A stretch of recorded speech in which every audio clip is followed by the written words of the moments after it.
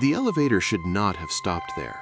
The building itself was modern, well-maintained, and designed with a standard floor system that left no room for confusion. 10 floors above ground, 2 below, all clearly labeled, all documented in both the elevator panel and the building directory near the entrance. Nothing about the place suggested hidden sections or incomplete construction. That was what made the incident so difficult to explain afterward. The person inside the elevator had used it countless times before, always with the same predictable results. Press a button, wait, arrive. That night, the routine began exactly the same way. The doors closed, the cabin rose smoothly, and the digital display counted upward as expected. Then, somewhere between 2 valid floors, the motion slowed. The number indicator flickered once, and instead of continuing upward, the elevator stopped. At first, it seemed like a simple malfunction. Elevators pause occasionally due to system recalibration, weight adjustment, or control logic delays. The person inside did not panic. They simply waited for the system to resume movement. But instead of continuing, the cabin emitted the soft chime that signals arrival. The doors began to open. That alone was unusual. The display above the door did not show a number. It showed nothing. Not 0, not an error code, not a maintenance symbol. Just a blank space where a floor indicator should have been. The doors slid fully apart, revealing a corridor that did not match any level in the building. It was not damaged, it was not under construction, it was simply unfamiliar in a way that suggested it had never been part of the normal layout. The hallway beyond the elevator was dimly lit, but not dark. A low, consistent light ran along the ceiling, casting long shadows across a floor that looked cleaner than expected for an unused space. There were no visible room numbers, no signage, no emergency exit indicators. Every floor in the building followed strict safety regulations requiring clear markings. This one did not. The person inside the elevator remained where they were for several seconds, trying to decide whether what they were seeing was real or simply a momentary confusion caused by lighting and angle. The doors stayed open, as if waiting. No sound came from the corridor, no movement. Just stillness. That was when the decision was made to step out. The moment they crossed the threshold, something felt different. Not dramatically, not in a way that could be described immediately, but enough to register as wrong. The air felt slightly cooler than the elevator cabin, and the silence carried a density that made even small movements feel amplified. They took a few steps forward, turning slowly to take in the length of the corridor. It extended farther than any floor in the building should have allowed based on the external structure. That realization created the first real sense of unease. The building's design had clear limits. The space they were now standing in did not seem to follow those limits at all. Behind them, the elevator doors remained open longer than normal. Eventually, the system began its closing sequence. The soft mechanical sound broke the silence, drawing immediate attention back to the only visible exit. They turned quickly, watching as the doors slid shut with no obstruction. For a brief second, the reflective surface of the closing panels showed the corridor behind them. Then the doors sealed completely. The sound of the elevator departing followed almost immediately. It moved without pause, as if it had completed a standard stop and resumed service elsewhere in the building. The person was now alone on a floor that had no visible connection to the rest of the structure. The instinct to find stairs or another elevator became immediate. They moved down the corridor, scanning both sides for any indication of access points. Doors existed at regular intervals, but none had handles, numbers, or labels. They appeared functional but lacked any identifying features. One door was slightly ajar. The gap revealed a space beyond, but not enough detail to determine what kind of room it was. The hesitation to open it lasted longer than expected. There was no clear reason to be afraid, but the absence of normal building cues created a tension that did not align with logic. Still, with no other options visible, they reached for the door. Inside was a room that resembled an apartment, but only in structure. The layout was correct: a central space, side walls, a window at the far end. But the details were incomplete. No personal items, no furniture beyond a single chair. no visible power sources. The window did not show the outside of the building.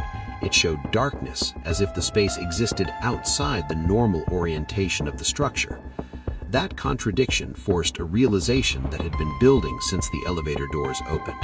This was not just an unused floor. It was a space that did not behave like part of the building at all. They returned to the corridor, moving faster now. The distance back to where the elevator had been seemed longer than before. That was not possible. The space had not changed, yet the perception of it had. The lack of reference points made it difficult to judge scale accurately. Every section of the corridor looked identical. The same lighting, the same walls, the same doors.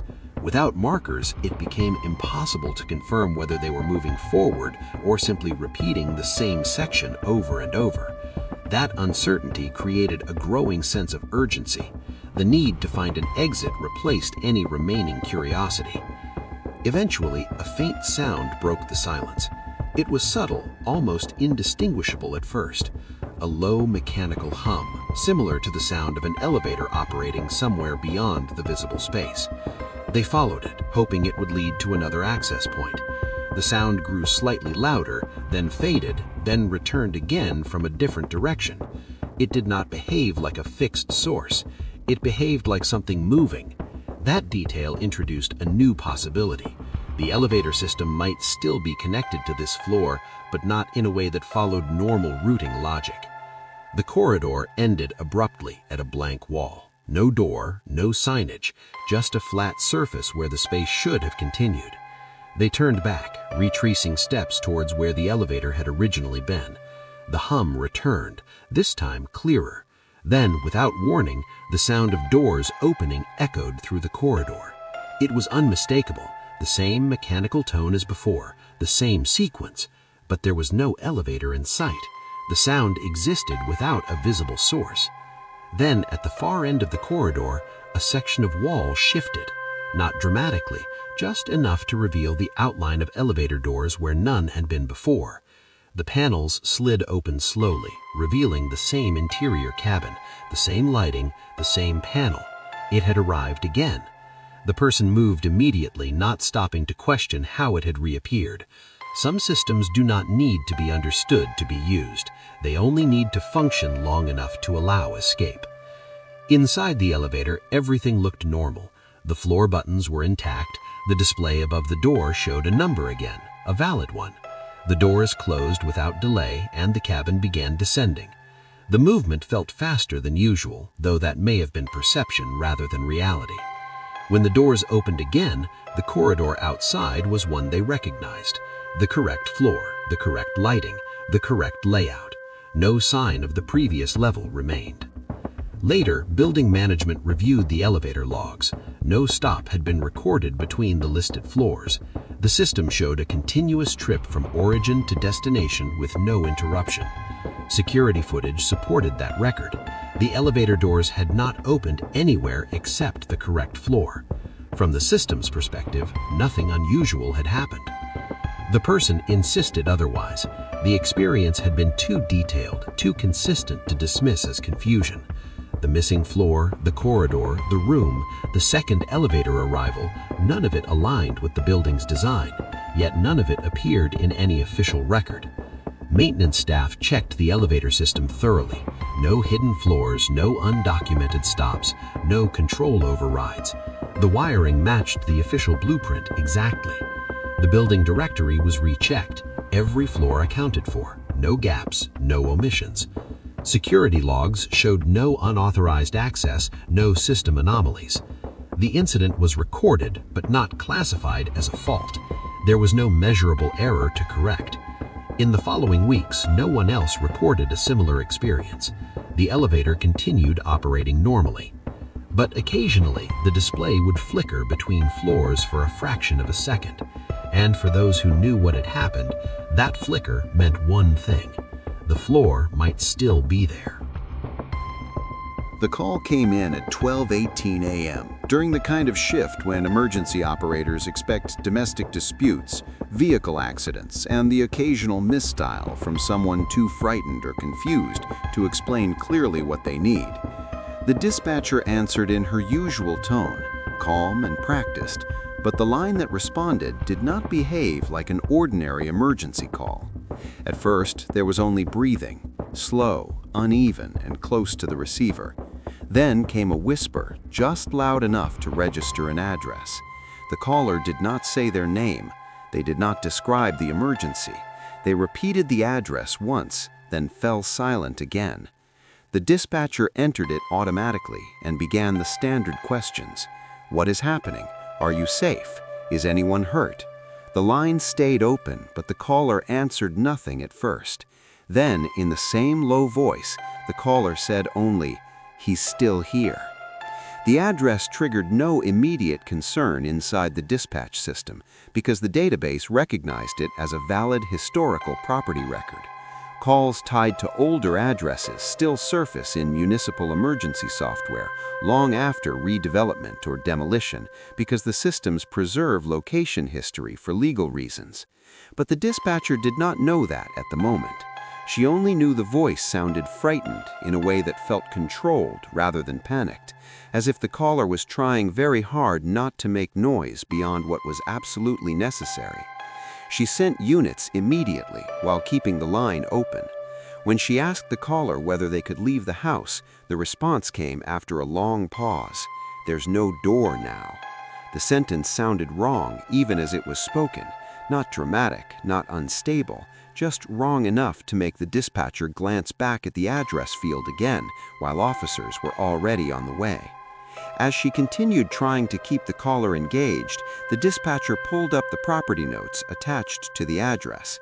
That was when the contradiction appeared. The residence listed there had been destroyed in a fire 7 years earlier. The parcel still existed, but the house itself had not. Insurance records, city permits, and prior emergency history all showed the same thing. The structure had burned completely and was later cleared, leaving only a vacant lot with partial foundation remains and a chain barrier near the rear. The dispatcher read the note twice to make sure she had not misinterpreted it. Then she asked the caller to confirm the address again. The whisper returned immediately, exact and unchanged. Same street number, same road, same city. There was no uncertainty in the answer. Whoever was on the line believed they were inside a house the city considered erased. Patrol units arrived within 6 minutes. The officers expected a call routing problem, perhaps someone in a nearby home unable to speak freely, or a prank designed to send police to an abandoned lot. But when they pulled up to the address, the scene matched the old records exactly. No standing structure, no active residence, just a low field of broken concrete, overgrown grass, and blackened fragments still embedded in the ground where the fire had done the most damage years earlier. Their headlights moved over the ruins without revealing any vehicle, person, or source of light. Yet back at dispatch, the call was still active. The operator could hear shallow breathing and occasional background sounds that resembled movement inside a room, subtle scraping, soft creaks, the acoustic texture of enclosed space. None of those sounds matched what officers saw under open night sky. The first officer stepped through the broken foundation line with a flashlight, while his partner remained by the car radio. There was nowhere to hide in the obvious sense. The lot was too open, too damaged, too exposed. If someone had been crouched there using a mobile phone, the patrol lights likely would have found them at once. But the dispatcher's audio suggested something else entirely. At one point, she asked if